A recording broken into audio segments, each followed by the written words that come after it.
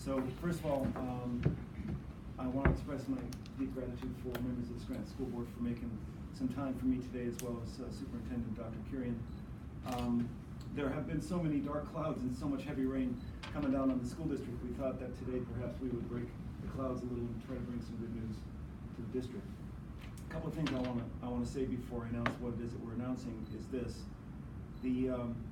Our preference, Representative Flynn and myself, indeed the entire Northeast delegation, would prefer broader reforms and budget policies that support all of our public schools, because all of the schools in my district, or at least most of the schools across the Commonwealth, are chronically underfunded from Harrisburg. What I mean by that is that we do not have an equitable distribution of dollars on a per pupil basis, and we also have urban districts that are woefully underfunded for the demands at their doorstep. Now, if it were up to me, I'd like to do better by every single school district in my Senate district, and I fight hard along with Governor Wolf to guarantee adequate funding for public education. And this year we did okay. Under Governor Wolf, we've been doing better in basic ed, special ed, pre-K, Head Start. We've been doing a little bit better with each subsequent year, but we are still looking at school districts that are, pardon the pun, underwater. The Scranton School District is funded on a per pupil basis $2,000 less than the state average per pupil. So, as you can imagine, when you have the largest school district in the region, 10,000 students, that adds up to about $20 million in money that is not coming based on the state average from Harrisburg. Plus, we only fund about 34% of the total cost of a K-12 public education, which means the burden is unduly upon local property tax payers. So any assistance that comes from Harrisburg is valuable for a number of reasons. One, it protects teachers and their jobs as they teach our children, and two, it protects the taxpayers from decisions that the board really has no other choice but to make if support isn't coming from Harrisburg. What we announced today was negotiated really in great measure by Senate Democratic leadership, Senate Republican leadership, and with the notable assistance of the governor's office and his budget secretary. There was additional funding put into a ready-to-learn line item in the Pennsylvania Department of Education budget, and $6 million has been earmarked for the Scranton School District from that line item. The governor's office has called a meeting with the superintendent and I think other board members tomorrow at 3:30 in his office in Harrisburg, along with the Pennsylvania Department of Education. That meeting will be primarily to go through the details of the use of this money. This money is not in the same line item that the budget allowed for assistance to the school district in December of last year, so there are going to be some strings attached, if you will. But it is an enormous, I think, piece of news for the district as it tries to plan its current budget going into another school year. The $6 million that is earmarked can only be used for classroom instruction, programming, can't be used for capital improvements, can't be used to purchase equipment. So it's really in the same wheelhouse that the district faces in terms of its most important budgetary obligations. But it'll be important to protect jobs in the district, as well as to protect the taxpayers from a steeper increase. So that's the announcement for today. The district will realize an additional $6 million from Harrisburg. Those dollars, I'm sure, will be provided the district on a contract basis, and the provisions of that contract will be made clear, I think, tomorrow in the meeting with PDE and with the governor's office. So, listen, folks, this doesn't solve the problems that the district faces. It's not something that we're pleased about in terms of piecemeal assistance coming year over year with unpredictability.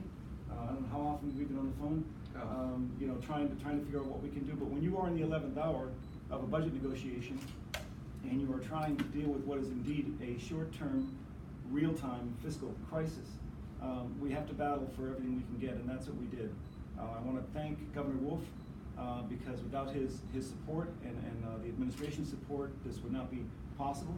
I want to extend a real deep measure of gratitude to Senate Democratic leadership, Jay Costa, Vincent Hughes.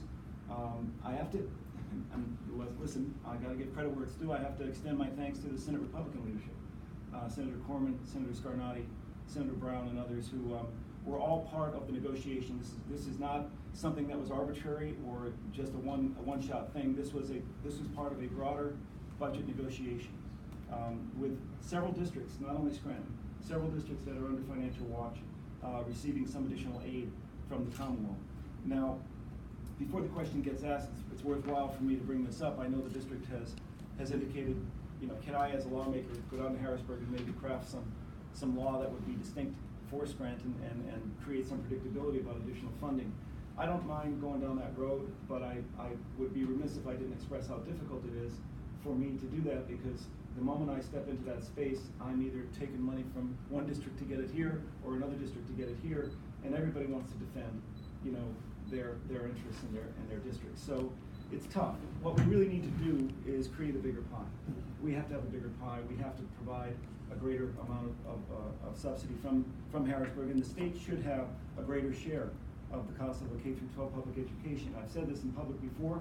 The last time the state met, 50% of the total cost of a K-12 public education, Governor William Scranton was in the governor's residence. So it's been a long time. I would say this. I think that the district is trying hard to meet some of the recommendations that were made by the Auditor General. I think the district is trying hard to take some technical assistance from the School Boards Association, also PFM, which is an independent consultant who is being subsidized by PDE to support the school district. I think they've come up, and even in the meeting that we had last year with them, they had some ideas about professional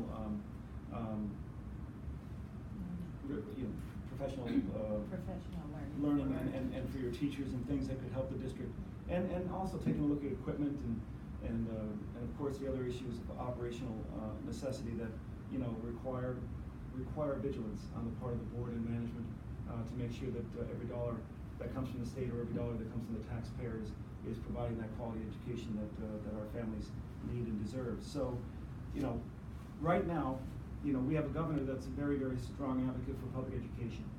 He's increased basic ed, he's increased special ed, he's increased the pre-K each year that he's been in office. And that has not been easy, given the budget times that we've been in. But I have to commend the governor for that, because he continues to be on that wall. There isn't predictability here for the Scranton School District about being able to count on additional money each year until your books balance.